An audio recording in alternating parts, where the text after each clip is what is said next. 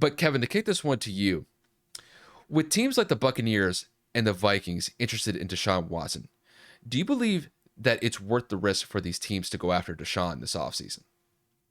Well, it's weird because the two teams that are interested in him to me don't necessarily make a lot of sense. Minnesota's got Kirk Cousins left, and they got about $45 million owed to him this year. They still have a pretty crappy offensive line. Their defense is pretty shitty. I mean, granted, they have a great offense in Dalvin Cook and Justin Jefferson and a litany of other younger players that make that offense enticing. But for Deshaun to find interest in there, knowing that there's not a lot of cap space and knowing that the defense is just as shitty as Houston's, doesn't make any sense to me. He would literally be going from one scrubby organization to another, in which he would absorb most of the contract just like Kirk does. So they wouldn't be able to build around him.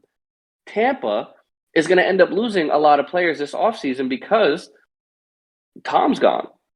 Chris Godwin more than likely is gone. JPP is receiving interest from other organizations and teams. Carlton Davis is receiving offers from other teams. Like, why would you want to go to a dying organization? Like, no disrespect to Tampa, but their window has probably closed. Unless Tom comes out of retirement and decides to make another run at it in Tampa, but we'll talk about Tom in the next segment. I don't necessarily see Tampa as anything as a threat. But you put Deshaun Watson in there, maybe Chris Godwin decides to stay. Maybe JPP takes a pay cut, decides to stay. Maybe Carlton Davis says, you know what, we have another linear all-star potential quarterback. Maybe I'll stay. But Houston's got to make a decision here by the March deadline. I believe it's the 17th, 18th, or 19th. I don't remember. It's the same deadline that the Colts would have to pay Carson Wentz. Because once that day hits, Houston has to pay Deshaun Watson a shit ton of money. This is the year that his contract goes from not his rookie deal, but I believe his first extension to this big money extension to where he's getting over $30 million.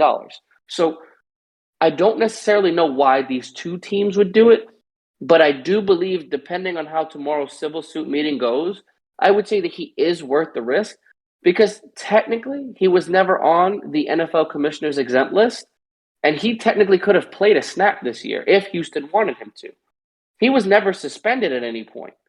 All of these cases were still pending. The trials were still pending. All of this stuff is still pending. So if he wanted to suit up, technically he could.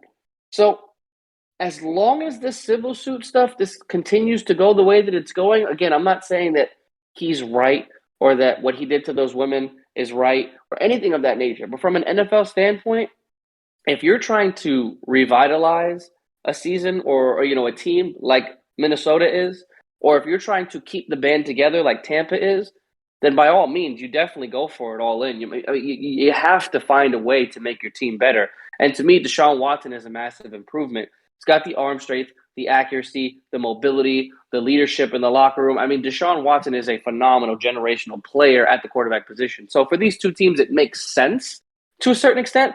But like I said, each team has their kind of, cons to signing a Deshaun Watson because at the end of the day, he's a major cap hit anywhere he goes. Well, and that's the point that I was going to bring up. And as far as he worth it, as far as the risk is, I don't think so. And this has nothing to do with his ongoing legal case outside of football. I look at it from a contractual standpoint.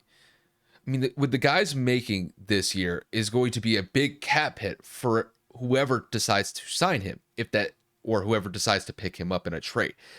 Because the way that I see it is, let's say for the Vikings, for example, you had Kirk Cousins last year. Kirk Cousins statistically had one of his best seasons in his entire career with the Vikings last year.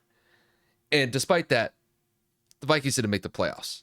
Now, Deshaun Watson, who missed a year of football, if they were to trade for him, you'd be trading for a guy that hasn't played in a year, more than likely is going to get suspended by the NFL with their personal conduct policy for the length of time we don't really know.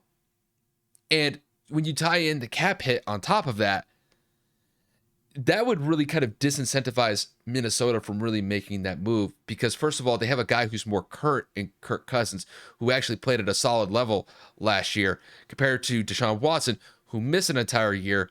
And even though, despite the fact that he's an amazing athlete, nobody can deny that. Inconsistent in Houston. But when he was there, he was able to get those teams into playoff positions. So I will give him credit for that. But missing a year, there's going to be a little bit of a dry spell for him to come back as far as, instantly getting back into gear as far as his NFL career goes. Now with Tampa, and Tampa's really kind of in a desperate situation here. Tom's gone. I don't believe he's coming back to Tampa. If he were to come back in the NFL next year, it would probably be in San Francisco, but I think that Tampa experiment has come to an end. Tampa needs a quarterback. Now, I think it is probably more enticing for them to go after Deshaun because they have such a void at the quarterback spot. Right now on their roster, they have Blaine Gabbert and Kyle Trask as their best options at the quarterback spot. So for them, I think Deshaun Watson is definitely more of an intriguing piece for them to add on, despite the fact that he has a huge cap hit, because he is by far and away a better option than what Blaine Gabbert and Kyle Trask could provide for Tampa next season. I don't care what anybody said. If Blaine Gabbert actually gets a start next year for Tampa, that really kind of goes to show how fast Tampa's going to fall. But you put in Deshaun Watson could definitely make that team exciting. But the biggest thing with Tampa is if they were to take on that cap hit, who are they going to be able to bring back? They could bring back maybe some pieces. They'd have to get them at a reduced price just because Deshaun's cap hit is going to deter a lot of guys from getting the money that they actually want. So Tampa would have to get lucky to really retain some of their key assets. And even if they were, there's still going to be a lot of turnover on that roster. There are going to be guys that were pivotal for that 2-year stretch that Tampa was on with Tom Brady there that are no longer going to be there. And I think when you tie in those factors, I think Tampa could be an outside shot to make a playoff run.